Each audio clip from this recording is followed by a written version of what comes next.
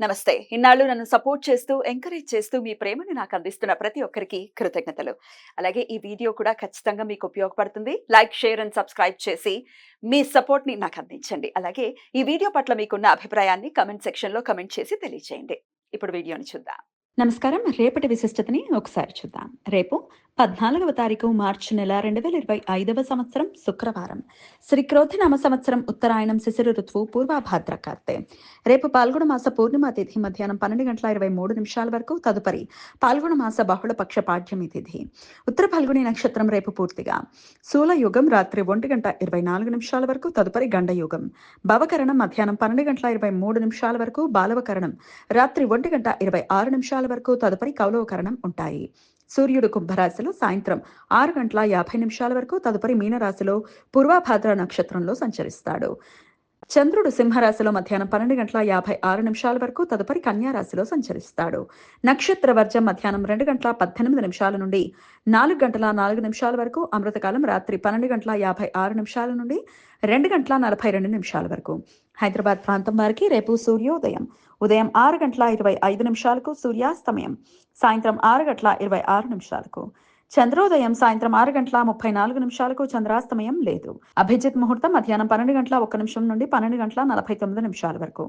దుర్ముహూర్తం ఉదయం 8:49 నుండి 9:37 వరకు. మరలా మధ్యాహ్నం 12:49 నుండి 1:37 వరకు. రాహుకాలం ఉదయం 10:55 నుండి మధ్యాహ్నం 12:25 వరకు. గుళిక కాలం ఉదయం 7:55 నుండి 9:25 వరకు. యమగండం మధ్యాహ్నం 3:26 నుండి సాయంత్రం 4:56 వరకు. హోలికా దహనం చేసిన మరుసటి రోజు హోలీ పండుగ జరుపుకుంటాం కాబట్టి రేపు హోలీ. ఈ పుణ్యమిని పలు పేర్లతో పిలుస్తారు. అవి కాముని పుణ్యమి, హోలికా పూర్ణిమ, వసంత పూర్ణిమ, పాల్గొన పూర్ణిమ, డోలా పూర్ణిమ, మదన పూర్ణిమ. ఉత్తరాది పంచాంగముల ప్రకారం ప్రస్తుత వసంత ఋతువులో వచ్చే మొదటి పుణ్యమ రోజును వసంత పూర్ణిమ అని పిలుస్తారు. ఇదే రోజు శ్రీకృష్ణుడు రాధ తోటి గోపికలతోటి వసంతోత్సవం ఆడాడు అని పురాణ కథనం. ప్రతి పౌర్ణమి తిథి రోజు భక్తులు ఉపవాసం ఉండి శ్రీ సత్యనారాయణ స్వామి వారి వ్రతం ఆచరిస్తారు. రేపు లక్ష్మీ జయంతి. పురాణ కథనం ప్రకారం పాల్గొన పౌర్ణమి రోజున క్షీరసాగర మథనం నుండి ఉద్భవించినది లక్ష్మీదేవి అని నమ్మకం. రేపు భక్తులు తమ సుఖ సంతోషాలు ఐశ్వర్యం కోసం లక్ష్మీ హోమం చేసి లక్ష్మీ సహస్రనామార్చన చేసి శ్రీ సూక్తం పారాయణ చేస్తారు. కృష్ణ యజుర్వేద సాంప్రదాయం ప్రకారం రేపు బ్రహ్మ సావరణి మన్వాది. శుక్ల యజుర్వేద సాంప్రదాయం ప్రకారం రేపు రుద్ర సావరణి మన్వాది. ప్రతి మన్వాది రోజున పితృదేవతలకు తర్పణాలు శ్రార్థ విధులను నిర్వర్తించడం సాంప్రదాయం. జైన సాంప్రదాయం ప్రకారం రేపటితో పాల్గొన అష్టానికాలు పూర్తి అవుతాయి. గౌడీయ వైష్ణవ సాంప్రదాయ ప్రారంభకులు ఆధ్యాత్మికవేత్త శ్రీ చైతన్య మహాప్రభు వారి జయంతి. రేపటి రోజుని గౌర పూర్ణిమ అని కూడా పిలుస్తారు. రేపు సాయంత్రం 6:50 నిరయన రవి మీనరాశిలోకి ప్రవేశిస్తాడు కాబట్టి రేపు మీన సంక్రాంతి.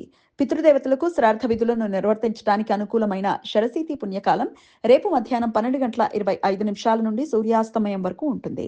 తమిళనాడులో రేపు కరాడయన్ నొంబు. మీన సంక్రాంతి రోజున తమిళులు గౌరీదేవిని పూజిస్తూ ఈ పండుగ జరుపుకుంటారు. గౌరీదేవికి రేపు కరాడై అనే ప్రత్యేక వంటకాన్ని నివేదిస్తారు. నొంబు అంటే ఉపవాస దీక్ష. రేపు వివాహిత స్త్రీలు పగటిపూట ఉపవాసం ఉండి పసుపుతో చేసిన గౌరీ ప్రతిమను పూజించి మంజల్ సరుడు అని పిలిచే పసుపు రంగు దారాన్ని తమ చేతికి కట్టుకుంటారు. ఈ వ్రతం ఆచరించడం వలన తమ భర్తలకు ఆయురారోగ్యాలు కలుగుతాయని నమ్మకం. దేశంలో మిగతా ప్రాంతాలలో ఈ వ్రతాన్ని సావిత్రి వ్రతం పేరుతో జరుపుకుంటారు. రేపటి రోజునే సతీ సావిత్రి తన భర్త ప్రాణాలను యమధర్మరాజు నుండి తిరిగి పొందినది అని పురాణ కథనం. వైష్ణవ సాంప్రదాయం ప్రకారం రేపు అన్వాధానం. రేపు భక్తులు ఉపవాసం ఉండి ఎల్లుండి ఇష్టి రోజు యజ్ఞం చేస్తారు. భారతదేశంలో కనిపించని సంపూర్ణ చంద్రగ్రహణం రేపు ఉదయం 10:39 నుండి మధ్యాహ్నం 2:17 మధ్య కాలంలో ఏర్పడుతుంది. గ్రహణ మధ్యకాలం మధ్యాహ్నం 12:29 ఏర్పడుతుంది. ఈ గ్రహణం అమెరికా, అంటార్క్టికా, అలాస్కా, ఈశాన్య రష్యా, ఆఫ్రికా దేశాలలో కనిపిస్తుంది. ఏకార్గళ దోషం ఇవాళ మధ్యాహ్నం 1:03 నుండి రేపు ఉదయం 8:54 మధ్య కాలంలో ఏర్పడుతుంది. శూల గండ యోగాలు జరుగుతున్న సమయంలో రవిగ్రహం పూర్వభాద్ర నక్షత్రంలోనూ చంద్రుడు ఉత్తర పల్గుని నక్షత్రంలోనూ సంచారం చేస్తున్నప్పుడు ఈ దోషం ఏర్పడుతుంది. ఈ సమయంలో శుభకార్యాలు చేయడానికి అనుకూలం కాదు.